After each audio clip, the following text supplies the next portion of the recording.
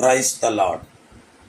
கிறிஸ்துவுக்குள் எனக்கு மிகவும் பிரியமான என் அன்பு சகோதர சகோதரிகளே, ஆண்டவராகிய இயேசு கிறிஸ்துவின் நாமத்தினாலே உங்களுக்கு மிகுந்த சமாதானமும் நல்ல சரீர சுக பலமும் இருதயத்திற்கு மிகுந்த ஆறுதலும் உண்டாவதாக என்று நான் உங்களை வாழ்த்துகிறேன். ஆண்டவராகிய தேவன் நம்மோடு கூடவே இருக்கிறபடியினாலே நாம் இன்று வரைக்கும் பிழைத்திருக்கிறோம், சுகமாக வாழ்ந்து கொண்டு இருக்கிறோம். எல்லா பக்கத்திலும் நமக்கு மனிதர்களாலே நெருக்கங்கள் உண்டாகிறது உண்மைதான். ஆனாலும் நாம் சோர்ந்து போகாதபடி தேவன் தம்முடைய ஜீவ வார்த்தையினால நம்மை ஆறுதல் படுத்தி கொண்டிருக்கிறார். ஏசபேல் என்கிற ராணியின் வார்த்தையின் நிமித்தம் எலியா சோர்ந்து போனார் என்றும், தான் வாழ விரும்பாமல் தன்னை ஆண்டவர் எடுத்துக்கொள்ள வேண்டும் என்று மன்றாடின போது ஆண்டவர் ஒரு தூதனை அனுப்பி அவருடைய வேதனையான நேரத்தில் அவரை ஆறுதல் படுத்தி, மனுஷனை கண்டு பயப்பட வேண்டாம், எந்த மனுஷனும் மாயைதான், எந்த அதிகாரமும் தேவனுடைய அதிகாரத்துக்கு கீழ்ப்பட்டதுதான் என்பதை அவருக்கு காண்பித்து கொடுத்து அவரை பலப்படுத்தி அவரை நடத்தினார்.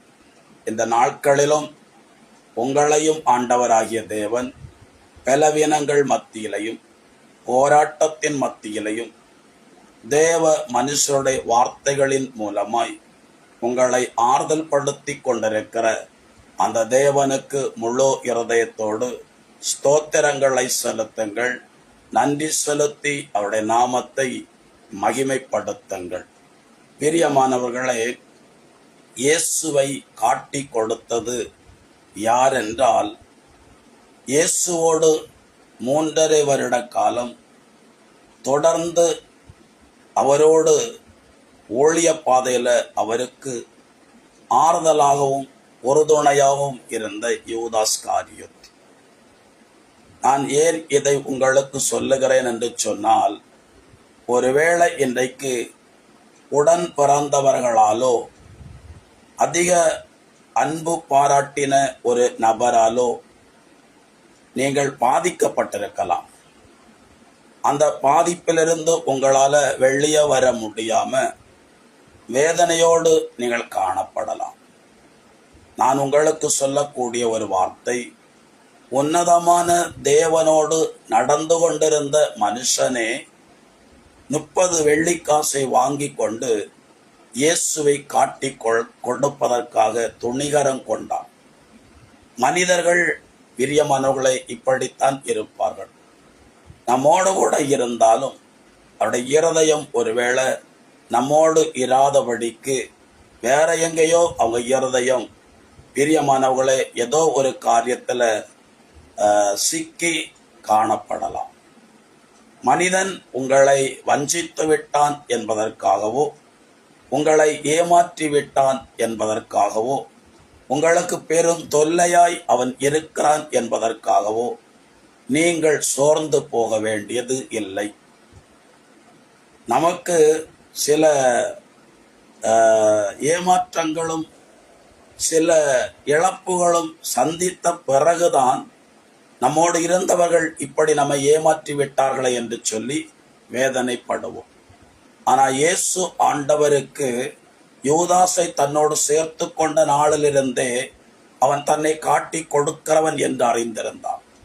இருந்தாலும் அவன் காட்டி கொடுக்கக்கூடிய அந்த நாள் வரைக்கும் அவர் அதை காட்டி கொள்ளாமலே தன்னோடு கூட வைத்திருந்தார். இதுதான் தேவனுடைய அன்பு. ஆகவே நம்மோடு இருக்கிறவர்கள் நமக்கு எதிராக சதி செய்து விட்டார்கள் அல்லது நம்முடைய நன்மையை தடை செய்து விட்டார்கள் என்று சொல்லி கலங்க வேண்டாம். வேதத்துல பாருங்க, தாவீத துரத்தினது முதல்ல மாமனார், அதாவது சவுல் ராஜாவுடைய இரண்டாவது மகளை தாவீது திருமணம் செய்திருந்தார். ஆனாலும் கூட தாவீத சவுல் துரத்தினார். இரண்டாவது, தாவீது ராஜாவான காலத்தில் தாவீதுக்கு தெரியாமலே தாவீதை சந்திக்க வருகிற பெரிய மனுஷர்களையும் ஏழை எளியவர்களையும் வார்த்தையினால அப்சலோம் தன் பக்கம் இழுத்து கொண்டான், வசீகரித்து கொண்டான். தாவீதுக்கு தெரியாமலே தாவீதுக்கு எதிராக சொந்த மகன் அப்சலோம் ஆட்களை சேர்த்து கொண்டு அவன் பலப்பட்ட போது தாவீதை எதிர்த்து வந்தான். அவனோடு கூட எதிர்த்து நிற்க முடியாது என்று தெரிந்த தாவீது தன் தேசத்தை விட்டு, அரண்மனையை விட்டு, சுகபோக வாழ்க்கையை விட்டு வனாந்தரமான இடத்துல தன் ஜீவனை காத்து கொள்வதற்காக ஓடி ஒளிந்து கொண்டான். சொந்த மகன், சொந்த மாமனார் தாவீதை பிரியமானவர்களை கொலை செய்ய தேடினார்கள். நீங்களும் நானும் யாரையோ அதிகமாய் நம்பினோம், யார் மேலேயோ அதிகமாய் நம்பிக்கையோடு காணப்பட்டோம். இன்றைக்கு நீங்கள் எதிர்பாராத ஒரு ஏமாற்றம், ஒரு நஷ்டம், ஒரு தோல்வி அவர்கள் மூலம் வந்தபோது இவர்கள் இப்படி நடந்து கொள்வார்கள் என்று நான் கனவுல கூட நினைத்ததில்லை என்று சொல்லி அவர்களை குறித்து துக்கப்படுகிறீர்கள். பிரியமானவர்களே, இந்த உலகத்துல எந்த மனுஷனானாலும் அவன் மாயை, மனுஷன் வேஷமாய் திரிகிறான் என்று சொல்லி சங்கீத புஸ்தகத்தில் எழுதப்பட்டிருக்கிறது. அசீரியா மன்னன் சனகரிப்பை கொன்றது யார் என்று கேட்டால், கர்த்தருடைய வேதத்துல 2 அரசர்கள் 19ஆம் அதிகாரம் 36, 37 வசனங்கள்ல அவன் பெற்றெடுத்த 2 பிள்ளைகள் தான் அவனை கொலை செய்தார்கள் என்று எழுதப்பட்டிருக்கிறது. பிரியமானவர்களே, அக்கிரமம் அதிகரிப்பதினாலே மனிதரிடத்தில் இருக்கிற அன்பு தணிந்து போகும் என்று சொல்லி மத்தேயு 24ஆம் அதிகாரம் அதுல 12ஆம் வசனத்திலே எழுதப்பட்டிருக்கிறது. சங்கீதக்காரன் தாவீது ஒரு வார்த்தையை சொல்லி தேவ சமூகத்திலே புலம்புகிறார். அதை நான் உங்களுக்கு வாசிக்கிறேன். சங்கீத புஸ்தகம், அதாவது திருப்பாடல் 55ஆம் அதிகாரம் 12, 13 ஆகிய வேத வசனங்கள். என்னை இழித்துரைக்கின்றவன் என் எதிரி அல்ல, அப்படி இருந்தால் பொறுத்துக் கொள்வேன்.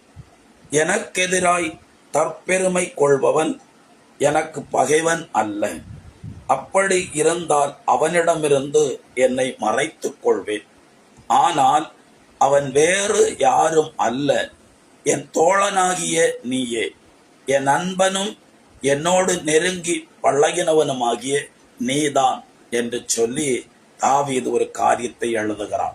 அதாவது தாவீதுக்கு நம்ப முடியவில்லை.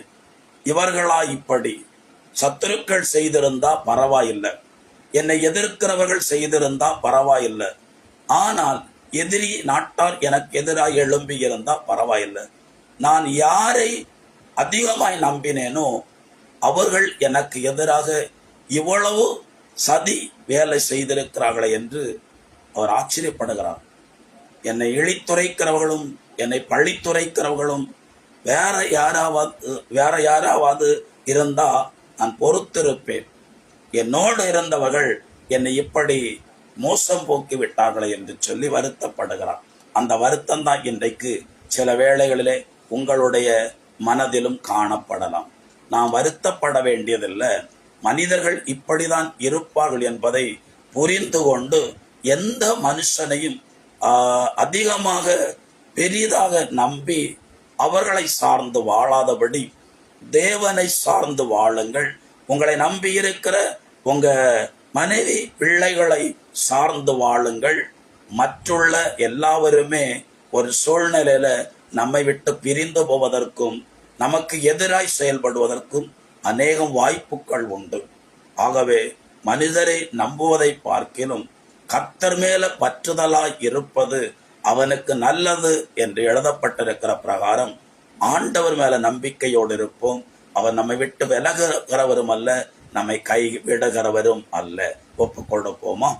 எங்களை அதிகமாய் நேசிக்கிற எங்கள் அன்பின் பரலோக பிதாவே, இந்த இறை வார்த்தைகளை கேட்டுக்கொண்டிருக்கிற, என்னோடு கூட ஜெபித்து கொண்டிருக்கிற ஒவ்வொருவரையும் கர்த்தராகிய தேவன் தம்முடைய வாக்கு தத்தங்களினாலும் தம்முடைய வசனத்தினாலும் ஆறுதல் படுத்தும்படி, தைரியப்படுத்தும்படி, சுகப்படுத்தும்படி, தேவைகளை சந்திக்கும்படி, அற்புதங்களை செய்யும்படி, அதிசயமாய் இவர்களை நடத்தும்படி நான் ஜெபிக்கிறேன். மனிதர்கள் மேல அதிகமான நம்பிக்கை வைத்து இன்றைக்கு அவர்கள் தங்களுடைய கிரிகையினாலே இவர்களுக்கு ஏமாற்றம் அளித்ததினாலே சோர்ந்து போயிருக்கிறவர்களை பலப்படுத்துங்க. உங்க கரம் இவர்களை தாங்கட்டும். நீர் அப்படி செய்கிற தயவுக்காக ஸ்தோத்திரம். இயேசு கிறிஸ்துவின் பெயராலே ஒப்பு கொடுத்து ஜெபிக்கிறேன். ஜபங்கேளும் ஜீவனுள்ள நல்ல பிதாவே, ஆமேன். God bless you. சமாதானம்.